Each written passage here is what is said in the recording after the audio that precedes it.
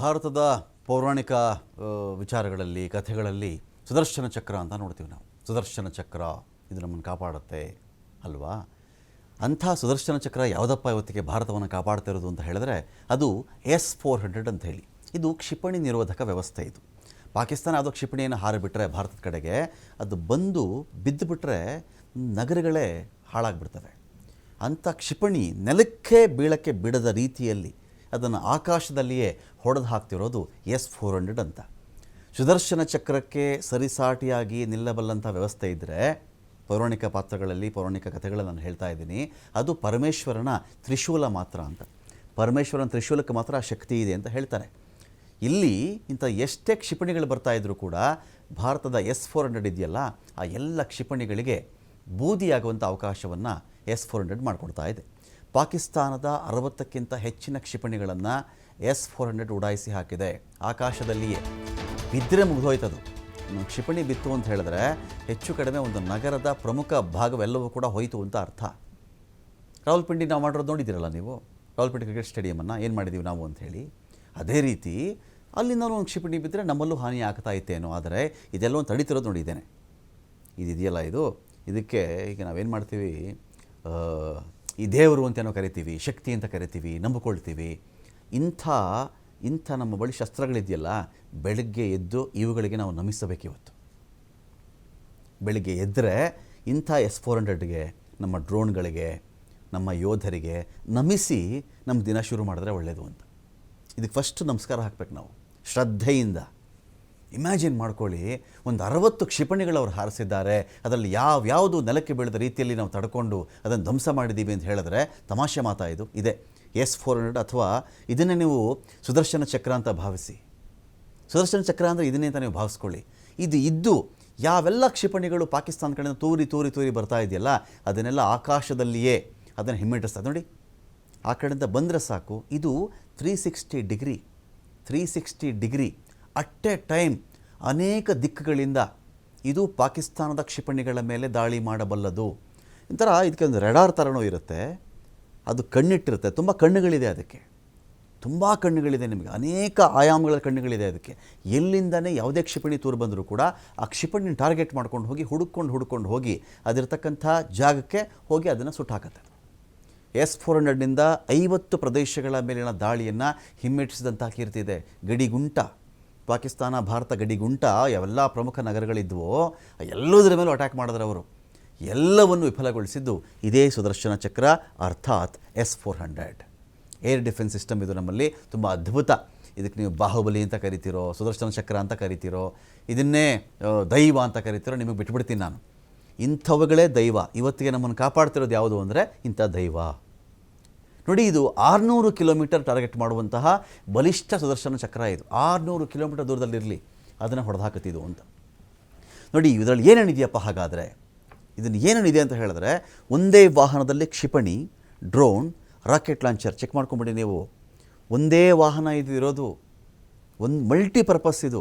ಇದರಲ್ಲೇ ಕ್ಷಿಪಣಿ ಇರುತ್ತೆ. ಇದು ಕ್ಷಿಪಣಿಯನ್ನು ಹಾರಿಸಬಲ್ಲದಿದು 1, ಡ್ರೋನನ್ನು ಕೂಡ ಹಾರಿಸಬಲ್ಲದಿದು 2, ರಾಕೆಟ್ ಲಾಂಚರ್ಸ್ ಇರುತ್ತೆ ಇದರಲ್ಲಿ 3, ಯುದ್ಧ ವಿಮಾನವನ್ನು ಟಾರ್ಗೆಟ್ ಮಾಡುತ್ತೆ. ಕ್ಷಿಪಣಿ ಅಂದರೆ ಕ್ಷಿಪಣಿ ಬಂದರೆ ಮಾತ್ರ ನಾನು ಕೆಲಸ ಮಾಡ್ತೀನಿ, ಇಲ್ಲ ಸುಮ್ಮನೆ ಕೂತಿರ್ತೀನಿ ನಾನು. ನೋ, ಆ ಕಡೆಯಿಂದ ಯುದ್ಧ ವಿಮಾನ ಬರುತ್ತಾ, ಡೈರೆಕ್ಷನ್ ಕೊಟ್ಟರೆ ಸಾಕು, ಹೊಡೆದು ಬಿಸಾಕತ್ತೆ ಯುದ್ಧ ವಿಮಾನವನ್ನು. ಆ ಕಡೆಯಿಂದ ಡ್ರೋನ್ ಕಳಿಸ್ಕೊಡ್ತಾರಾ, ಡ್ರೋನ್ ಹೊಡೆದು ಹಾಕತ್ತೆ ಇದು. ಇದರಲ್ಲೇ ರಾಕೆಟ್ ಲಾಂಚರ್ ಕೂಡ ಇದೆ. ಇದು ಕೂಡ ಆ ಒಂದು ನಿಗದಿತ ಪ್ರದೇಶದ ಮೇಲೆ ತನ್ನ ರಾಕೆಟ್ ಲಾಂಚರಿಂದ ರಾಕೆಟನ್ನು ಲಾಂಚ್ ಮಾಡಿಬಿಟ್ಟು ಅದು ಕೂಡ ಶೂಟ್ ಮಾಡಬಲ್ಲದು ಅಥವಾ ಅದನ್ನು ಸಿಡಿಸಬಲ್ಲದು ಅಂತ. ಯುದ್ಧ ವಿಮಾನವನ್ನು ಹೊಡೆದು ಹಾಕತ್ತೆ ಇದು. 40ರಿಂದ 400 ಕಿಲೋಮೀಟರ್ ಕಾರ್ಯಾಚರಣೆ ವ್ಯಾಪ್ತಿ ಇದೆ. ಇಮ್ಯಾಜಿನ್ ಮಾಡ್ಕೊಳ್ಳಿ ನೀವು. 40 ಕಿಲೋಮೀಟರಿಂದ ಹಿಡ್ಕೊಂಡು 400 ಕಿಲೋಮೀಟರ್ವರೆಗೂ ಕೂಡ ಕಾರ್ಯಾಚರಣೆ ಮಾಡುತ್ತೆ. ನಿಖರವಾಗಿರುತ್ತೆ ಇದರದ್ದು. 30ರಿಂದ 60 ಕಿಲೋಮೀಟರ್ ಗರಿಷ್ಠ ಎತ್ತರ ಚಿಮ್ಮುವಂಥ ಸಾಮರ್ಥ್ಯ ಇದಕ್ಕೆ ಇದೆ. ಅಡಿ ಬಗ್ಗೆ ಮಾತಾಡ್ತಿಲ್ಲ ಇಲ್ಲ ನಾನು, ಕಿಲೋಮೀಟರ್ ಬಗ್ಗೆ ಮಾತಾಡ್ತಾ ಇದ್ದೀನಿ. ಕಿಲೋಮೀಟರ್ ಬಗ್ಗೆ 30ರಿಂದ 60 ಕಿಲೋಮೀಟರ್ ಗರಿಷ್ಠ ಎತ್ತರ ಚಿಮ್ಮುವಂಥ ಸಾಮರ್ಥ್ಯ ಇದಕ್ಕೆ ಇದೆ. S-400 ಅಷ್ಟ ದಿಕ್ಕಿನ ಬಲ ಇದಕ್ಕೆ, ಅಷ್ಟ ದಿಕ್ಕಿನ ಬಲ ಇದೆ. ಪೂರ್ವ, ಪಶ್ಚಿಮ, ಉತ್ತರ, ದಕ್ಷಿಣ, ಆಗ್ನೇಯ, ವಾಯವ್ಯ, ಈಶಾನ್ಯ, ನೈಋತ್ಯ, ಅಷ್ಟ ದಿಕ್ಕುಗಳು ಇಟ್ಕೊಳ್ಳಿ ನೀವು. ಬೇಕಾದ್ರೆ 2 ದಿಕ್ಕು ಸೇರಿಸ್ಕೊಂಡು ಬಿಡಿ. ಒಂದು ಆಕಾಶ, ಇನ್ನೊಂದು ಭೂಮಿ, ಪಾತಾಳದ ಕಡೆಗೆ. ಅಷ್ಟು ದಿಕ್ಕಿನಲ್ಲೂ ಅಷ್ಟು ದಿಕ್ಕಿನ ಬಲ ಇದಕ್ಕಿರುತ್ತೆ. 9M 960E ಅನ್ನು ಬಳಸ್ಕೊಂಡ್ರೆ 120 ಕಿಲೋಮೀಟರ್ ರೇಂಜಿನ ಸಾಮರ್ಥ್ಯ ಇದಕ್ಕೆ ಇರುತ್ತೆ. 48N 6E2 ಬಳಸ್ಕೊಂಡ್ರೆ 200 ಕಿಲೋಮೀಟರ್ ರೇಂಜಿನ ಸಾಮರ್ಥ್ಯ ಇದಕ್ಕೆ ಇರುತ್ತೆ. 48N 6DM-ಗೆ 250 ಕಿಲೋಮೀಟರ್ ಕ್ರಮಿಸ್ತಕ್ಕಂಥ ಸಾಮರ್ಥ್ಯ ಇರುತ್ತೆ ಇಲ್ಲಿ. ಹಾಗಾಗಿ ಅತ್ಯಧಿಕ ರೇಂಜಿನ ಸಾಮರ್ಥ್ಯ ಅಂದರೆ 400 ಕಿಲೋಮೀಟರ್ ಟಾರ್ಗೆಟನ್ನು ಇದು ಹೊಡೆದು ಹಾಕಬಲ್ಲದು. ಇಂಥದ್ದು ಇದರ ಕ್ಷಿಪಣಿ ಇರತಕ್ಕಂಥದ್ದು 6000 ಕ್ಷಿಪಣಿಗಳು. ಇದರ ವಿಶೇಷತೆ ಏನಪ್ಪ ಅಂತ ನೋಡಿದ್ರೆ ಯಾವುದೇ ವಸ್ತುವನ್ನು ಟ್ರ್ಯಾಕ್ ಮಾಡ್ತಕ್ಕಂಥ ಇಂಟೆಲಿಜೆನ್ಸ್ ಇದರಲ್ಲಿದೆ. 40ರಿಂದ 400 ಕಿಲೋಮೀಟರ್ವರೆಗೂ ಎಂಥದ್ದೇ ವಸ್ತು, ಒಂದು ಆಬ್ಜೆಕ್ಟ್, ಒಂದು ಕ್ಷಿಪಣಿ, ಒಂದು ಆ ಕಡೆಯಿಂದ ಒಂದು ಫೈಟರ್ ಜೆಟ್ ಅಥವಾ ಒಂದು ಆ ಕಡೆಯಿಂದ ಒಂದು ಡ್ರೋನ್ ಏನೇ ಬಂದು ನಮ್ಮ ನೆಲವನ್ನು ಹಾನಿ ಮಾಡಬಲ್ಲದು ಅಂತ ಅದಕ್ಕೆ ಅನಿಸಿದ್ರೆ ಸಾಕು, ಕಥೆ ಮುಗಿಸುತ್ತೆ. ಶತ್ರು ರಾಷ್ಟ್ರದ ಕ್ಷಿಪಣಿ ಪತ್ತೆ ಹಚ್ಚತಕ್ಕಂಥ ನೈಪುಣ್ಯತೆ ಇದಕ್ಕಿದೆ. ಏಕಕಾಲಕ್ಕೆ 160 ಯಾವುದೋ ಒಂದು ವಸ್ತು ಬಂತು, ಆ ಕಡೆ ನಾನು ನೋಡ್ತಾ ಇದ್ದೆ, ಇನ್ಯಾವುದೋ ಬಂತು ಗೊತ್ತಾಗಲಿಲ್ಲ ನನಗೆ, ನೋ, ಏಕಕಾಲಕ್ಕೆ 160 ಯುದ್ಧ ಸಂಬಂಧಿ ವಸ್ತುಗಳು, ಕ್ಷಿಪಣಿ ಬಿಡ್ತಾರ, ಡ್ರೋನ್ ಬಿಡ್ತಾರ, ಜೆಟ್ ಬಿಡ್ತಾರ, F-16 ಬಿಡ್ತಾರ, JF-17 ಬಿಡ್ತಾರ, ಇನ್ಯಾವುದೋ ಶೆಲ್ಲಿಂಗ್ ಥರ ಏನೋ ಮಾಡ್ಕೊಂಡು ಹೋಗ್ತಾರ, ಇನ್ಯಾವುದೋ ರಾಕೆಟ್ ಲಾಂಚಿಂದ ಏನೋ ಮಾಡಿಬಿಡ್ತಾರ. ಏನೇ ಇರಲಿ ಅಟ್ ಎ ಟೈಮ್ 160 ಯುದ್ಧ ವಸ್ತುಗಳನ್ನು ಪತ್ತೆ ಹಚ್ಚುತ್ತೆ ಅಂತ ಹೇಳಿದ್ರೆ ಇದಕ್ಕೆ ಒಂದು ಕಣ್ಣಲ್ಲ ಇರೋದು, 160 ಕಣ್ಣುಗಳಿದೆ ಅಂತ ಪತ್ತೆ ಹಚ್ಚಿಬಿಡುತ್ತೆ ಇದು. ಚೀನಾ ನಿರ್ಮಿತ ಪಾಕ್ನ ಏರ್ ಡಿಫೆನ್ಸ್ ಸಿಸ್ಟಮ್ HQ-9AD 2001ರಲ್ಲಿ HQ-9AD ಚೀನಾ ನಿರ್ಮಾಣವನ್ನು ಮಾಡಿದೆ ಇದನ್ನು. ಇನ್ನೊಂದು ಕಡೆ HQ-9AD ಬೆಲೆ ಬರೋಬ್ಬರಿ 400ರಿಂದ 480 ಕೋಟಿ ರೂಪಾಯಿಗಳಾಗುತ್ತೆ. HQ-9AD 8ರಿಂದ 10 ಟಾರ್ಗೆಟನ್ನು ರೀಚ್ ಮಾಡುತ್ತೆ. ಅದು 125 ಕಿಲೋಮೀಟರ್ ಗರಿಷ್ಠ ವ್ಯಾಪ್ತಿಯನ್ನು ಹೊಂದಿದೆ. HQ-9AD ಗಂಟೆಗೆ 5180 ಕಿಲೋಮೀಟರ್ ಗರಿಷ್ಠ ವೇಗದ ಸಾಮರ್ಥ್ಯ ಕೂಡ ಇದಕ್ಕೆ ಇರುತ್ತೆ. ಇನ್ನು ಕಾರ್ಯಾಚರಣೆ ಏನಪ್ಪ ಮಾಡುತ್ತೆ HQ-9AD ಅಂತ ನಾವು ನೋಡಿದ್ರೆ, ದೂರದಿಂದನೇ ಕ್ಷಿಪಣಿಗಳನ್ನು ಟ್ರ್ಯಾಕ್ ಮಾಡುವಂಥ ಸಾಮರ್ಥ್ಯ ಇರುತ್ತೆ. 360 ಡಿಗ್ರಿ ಸ್ಕ್ಯಾನ್ ಮಾಡುತ್ತೆ. 65 ಡಿಗ್ರಿಯವರೆಗೂ ಟಾರ್ಗೆಟ್ ಮಾಡಬಲ್ಲದು. 30 ಕಿಲೋಮೀಟರ್ ಎತ್ತರದವರೆಗೂ ಕೂಡ ದಾಳಿ ಮಾಡ್ತಕ್ಕಂಥ ಸಾಮರ್ಥ್ಯ ಇದಕ್ಕೆ ಇದೆ.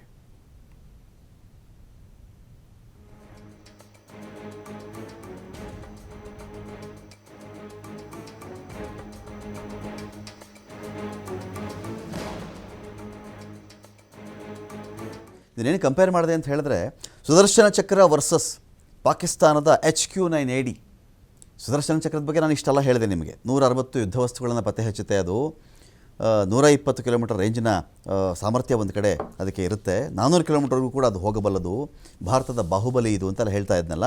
ಅದೇ ರೀತಿ ನಾವು ಪಾಕಿಸ್ತಾನದ HQ ಅಂತ ಬಂದಾಗ ಅಂಥ ತಾಕತ್ತು ಇದಕ್ಕಿಲ್ಲ. ಇದು ಚೈನಾ ಮೇಡನ್ನು ತರಿಸ್ಕೊಳ್ಳುತ್ತೆ. ಅದು ಅಷ್ಟೊಂದು ದಮ್ಮಿಲ್ಲ ಅದಕ್ಕೆ. 480 ಕೋಟಿ ಖರ್ಚಾಗುತ್ತೆ ಅದಕ್ಕೆ. 10 ಟಾರ್ಗೆಟ್ ರೀಚ್ ಮಾಡುತ್ತೆ. ಎಲ್ಲಿ ನಮ್ಮ ಒಂದು ಸುಮಾರಷ್ಟು ವಸ್ತುಗಳನ್ನು ನಮ್ಮ ಸುದರ್ಶನ ಚಕ್ರ ಚೆಕ್ ಮಾಡೋದು, ಎಲ್ಲಿ ಪಾಕಿಸ್ತಾನದ್ದು ಅಂತ ನೋಡಿದ್ರೆ ನೀವು ಕಂಪೇರ್ ಮಾಡೋಕ್ಕೂ ಕೂಡ ಆಗಲ್ಲ. ಕಂಪೇರ್ ಮಾಡಲಿಕ್ಕೂ ಕೂಡ ಆಗಲ್ಲ ನಿಮಗೆ. 6000 ಕ್ಷಿಪಣಿಗಳು ಭಾರತದ ಬಳಿಯಲ್ಲಿ ಇಂಥವು ಸುದರ್ಶನ ಚಕ್ರ ಇಟ್ಕೊಂಡು ಕೂತಿದೆ. ಪಾಕಿಸ್ತಾನದ ಬಳಿಯಲ್ಲಿ ನೋಡಿ 160 ಯುದ್ಧ ವಸ್ತುವನ್ನು ಈ ಸುದರ್ಶನ ಚಕ್ರ ಪತ್ತೆ ಹಚ್ಚುತ್ತೆ. ಪಾಕಿಸ್ತಾನದಲ್ಲಿ ಅದು ನೋಡಿ ನಿಮಗೆ 10 ಟಾರ್ಗೆಟ್ ರೀಚ್ ಮಾಡ್ಬೋದು. 8ರಿಂದ 10 ಟಾರ್ಗೆಟ್ ಅಷ್ಟೇ, ಅದರ ಕೆಪಾಸಿಟಿನೇ ಅಷ್ಟಿರ್ತಕ್ಕಂಥದ್ದು. ಹಾಗಾಗಿ ಪಾಕಿಸ್ತಾನದ ಈ HQ-9AD ಅದನ್ನು ಇಟ್ಟರೆ ನಮ್ಮ ಸುದರ್ಶನ ಚಕ್ರದ ಮುಂದೆ ಅದೊಂಥರ ನಗಣ್ಯ ಅಥವಾ ಲವಲೇಶ ಅಂತ ಕರೆಯಬಹುದು ಅದನ್ನು ಅಂತ.